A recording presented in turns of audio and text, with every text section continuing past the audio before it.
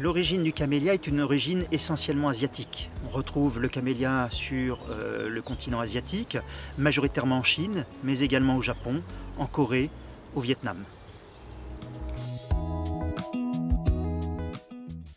Alors, la plupart des camélias préfèrent un climat tempéré, voire un climat subtropical. Néanmoins, on a pu vérifier au cours du 19e siècle et du 20e siècle que les camélias résistaient assez bien au froid.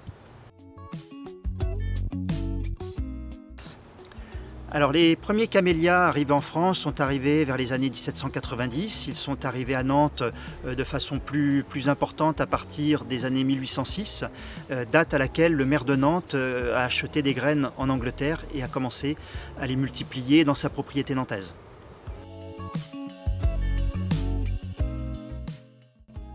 Eh bien, c'est justement à Nantes que l'engouement s'est manifesté pour le camélia, notamment grâce au maire de Nantes, Ferdinand Favre. Ses voisins pépiniéristes ont vu dans son jardin la profusion de camélias qui s'y développait et petit à petit a pu vérifier que le camélia était une plante résistante au froid, en tous les cas le camélia japonica.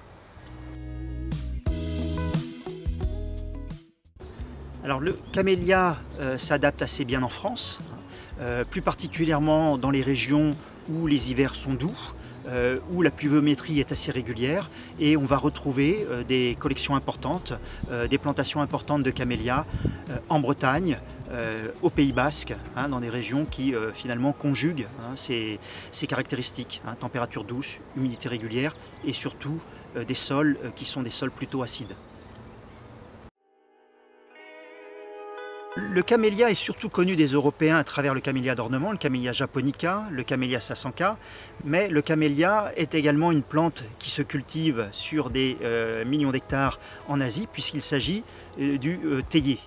Il est possible également, dans le genre camélia, de trouver des camélias dont la graine est riche en huile et les Asiatiques, les Chinois, les Japonais, les Coréens ont développé depuis déjà de nombreuses années l'extraction de l'huile de camélia et l'utilisent à des fins alimentaires et à des fins cosmétiques.